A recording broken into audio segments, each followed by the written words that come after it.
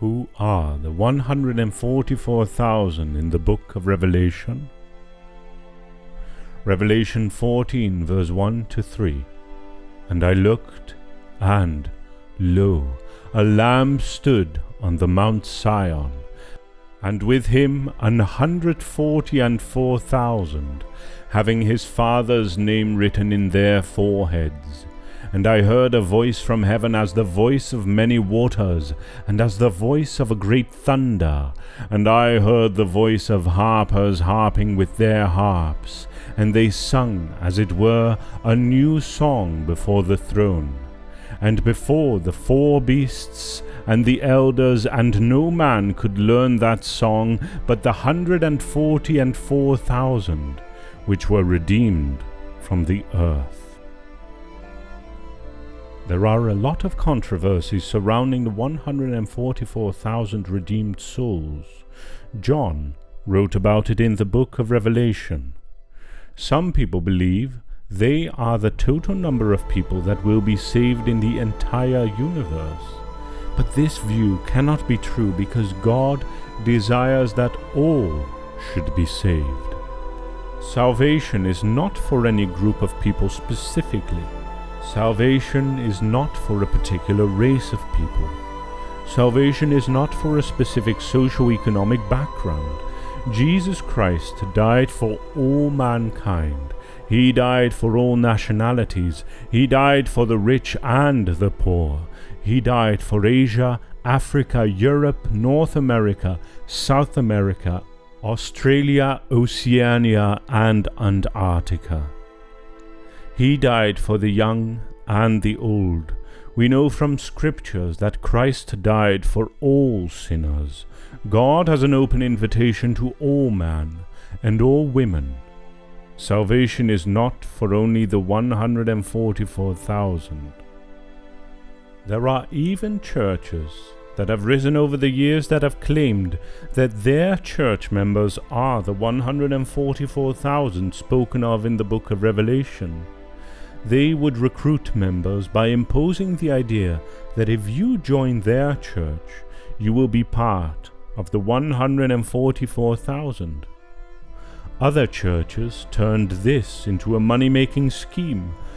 They would call requesting people to pledge money or tithe to their church, stating that you too can be part of the 144,000. There are many different groups in the world today, and in the past, who attempt to say that they are the inner circle of the 144,000. So, who then are the 144,000 John wrote about? They are the 12,000 taken from every tribe of the children of Israel that God will use greatly during the time of the great tribulation to evangelize the world. These Jews will have the seal of God upon their foreheads, so that no one can by any means hurt them. Revelation 7 verse 1 to 8. After this, I saw 4 angels standing at the 4 corners of the earth, holding back the 4 winds of the earth to prevent any wind from blowing on the land or on the sea or on any tree. Then I saw another angel coming up from the east, having the seal of the living God. He called out in a loud voice to the 4 angels who had been given power to harm the land and the sea, "Do not harm the land or the sea or the trees, until we put a seal on the foreheads of the servants of our God." Then I heard the number of those who were sealed, 144,000 from all the tribes of Israel. From the tribe of Judah 12,000 were sealed. From the tribe of Reuben 12,000. From the tribe of Gad 12,000. From the tribe of Asher 12,000. From the tribe of Naphtali 12,000. From the tribe of Manasseh 12,000. From the tribe of Simeon 12,000. From the tribe of Levi 12,000. From the tribe of Issachar 12,000.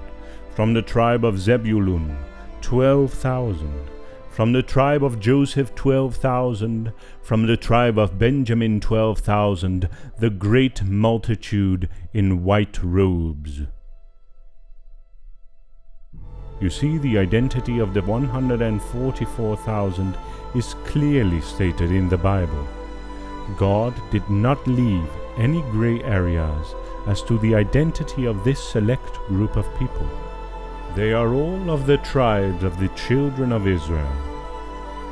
Now, something that may stand out to you in this list of tribes is that Manasseh is listed here, but he is actually the son of Joseph.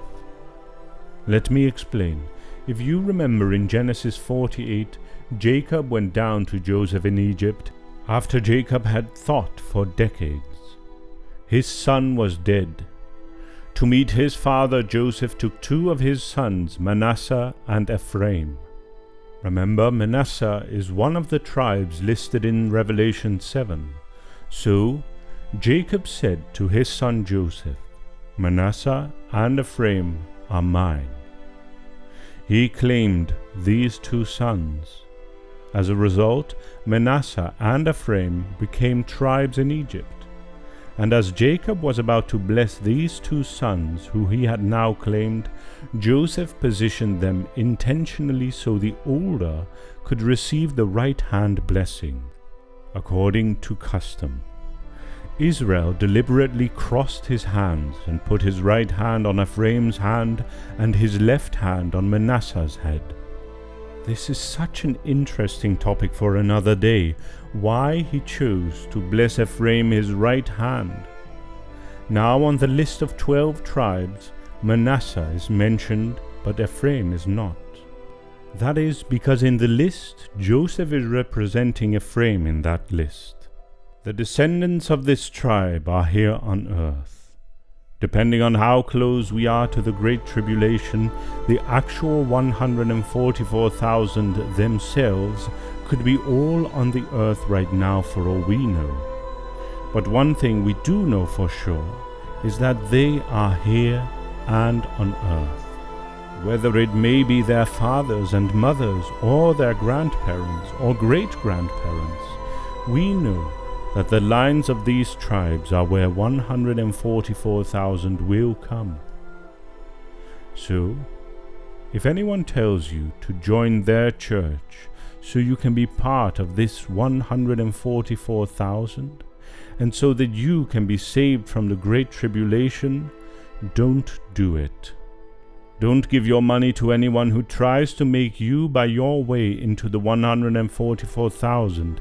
It is not possible. This shows us something that is astonishing about God. Look at God's ability to stand outside of time and the constraints of time, and map out the descendants of a group of people thousands of years in advance. This is the omniscience of God. He knows all things. Does that not just impress you? Isaiah 55 verse 8 and 9. For my thoughts are not your thoughts, neither are your ways my ways, declares the Lord. As the heavens are higher than the earth, so are my ways higher than your ways, and my thoughts than your thoughts. You are limited by time. God isn't. God is so above us. How many of you know what is going to happen an hour from now, let alone 10 minutes from now? But God sits in a place where He sees the end from the beginning. These 144,000 Jews will be sealed during the Great Tribulation. They will live absolutely for the Lord and declare His counsel fearlessly to all people of the earth. There is no evil done against them that will prosper, because they will have the seal of God upon them. They will walk this earth with the protection of the Lord. I am sure the Antichrist will rise up against them, but there is nothing he will be able to do against them. We can truly establish that these 144,000 are not the total number of people going to heaven, because they will be sealed during the Great Tribulation. Meanwhile, the rapture of the saints would have happened already, meaning that many believers will already be with the Lord. So the 144,000 are exclusively from the tribes of Israel. Zechariah 12 verse 10 was a prophecy about how the Jewish people will come to the knowledge of the Lord in the last days. And I will pour upon the house of David and upon the inhabitants of Jerusalem the spirit of grace and of supplications. And they shall look upon me whom they have pierced, and they shall mourn for him as one mourneth for his only son, and shall be in bitterness for him as one that is in bitterness for his firstborn. It is this revelation of Jesus Christ that will make the Jews to withstand the Great Tribulation. This group of people do not therefore represent the church, which is the entire body of Christ, but it is a fraction of the Jews which will be specially ordained by God for an end-time assignment. The 144,000 from tribes of Israel will be a light to the thick darkness of the world during the Great Tribulation. They will stand for the truth and defend the name of the Lord. Revelation 14 verse 4 and 5 tells us their attributes. These are they which were not defiled with women, for they are virgins.